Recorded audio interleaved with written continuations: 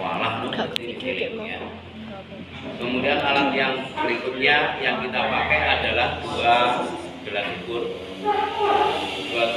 dan dua corong ya. Kemudian larutannya sudah kita siapkan, ini enanthiol 1 M, enanthiol 1 M.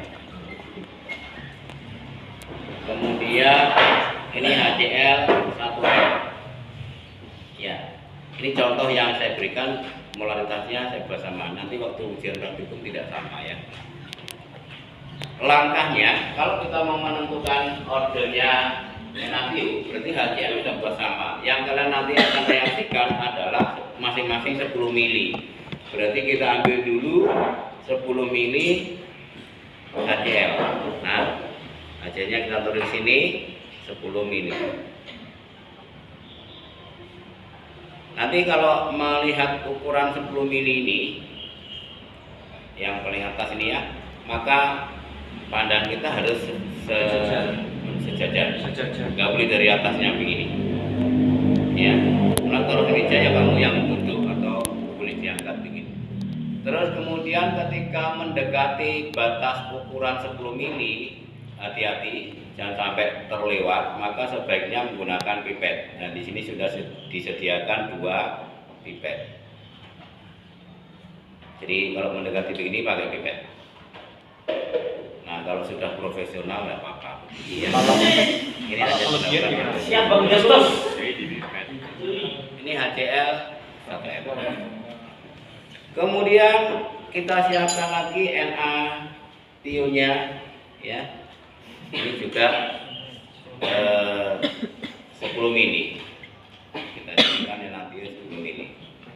Nah, kalau kalian nanti pakai corong ya. Corongnya sudah kita sediakan 2.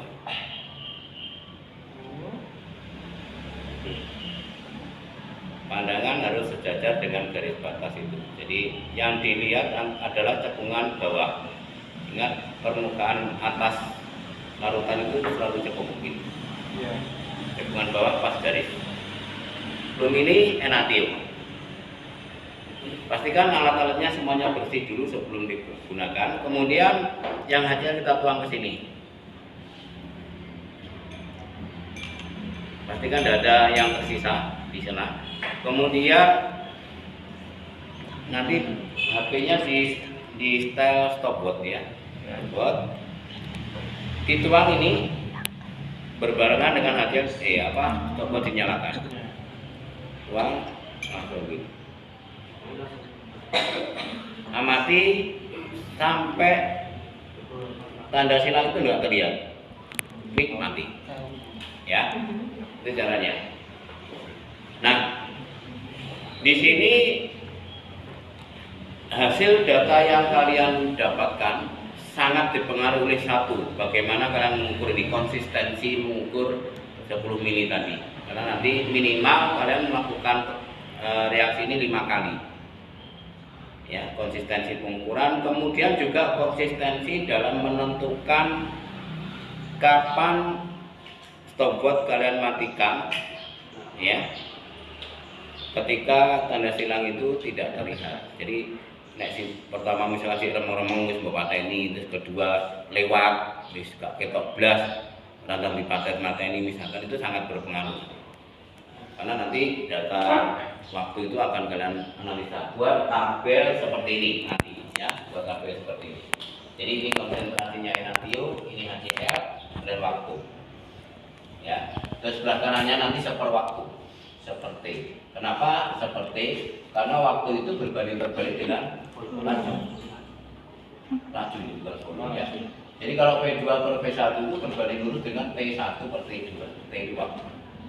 Ya kan, laju itu kan perubahan konsentrasi per waktu, jadi berbanding terbalik dengan. Nah, yang kedua nanti reaksi yang kedua, HCl-nya tetap ulangi sama ya. Sekali lagi percobaan 1, 2, 3, variabel yang kita buat sama adalah HCl. Enanthiolnya yang semula 1 M, maka M menjadi setengahnya, berarti setengah M. Pengencerannya berarti berapa kali itu? 2 kali. Larutan itu kalau diencerkan 2 kali semula, maka molaritasnya menjadi separuh nih. Ya enggak? Caranya gimana? Ambil 5 mili. 5 mili enathium masukkan sini. Tambahkan aquades. Tambahkan aquades pakai ini. Sekali lagi mendekati garis ukur ini, gunakan pipet. Terutama yang ini, ya.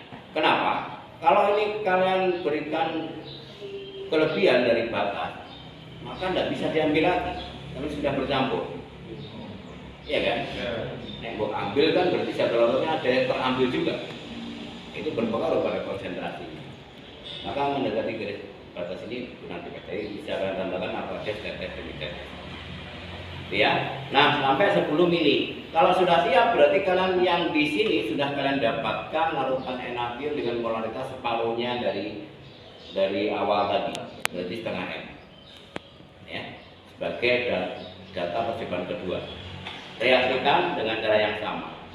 Logikanya kalau ordenya enathium ini tidak sama dengan 0, maka waktu reaksi atau waktu yang kalian ukur dari awal reaksi sampai tanda silang UHD pasti semakin panjang waktunya.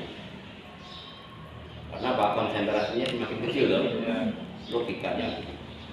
Tapi data yang kalian dapatkan nanti tidak akan secantik data yang ada dalam buku-buku itu. Ya, karena kita ketelitian alat sangat terbatas. Tapi minimal kalian tahu konsepnya begitu. Oke ya. Kemudian yang ketiga tetap ya gunakan HCl dengan konsentrasi yang sama, ini menjadi 1/4-nya dari semula. Berarti pengenceran 4 kali. Kamu ambil enathium 2,5, kasih aquades sampai 10 mili. Lakukan dengan teliti. Kalau sudah dapat 10 mili baru reaksikan.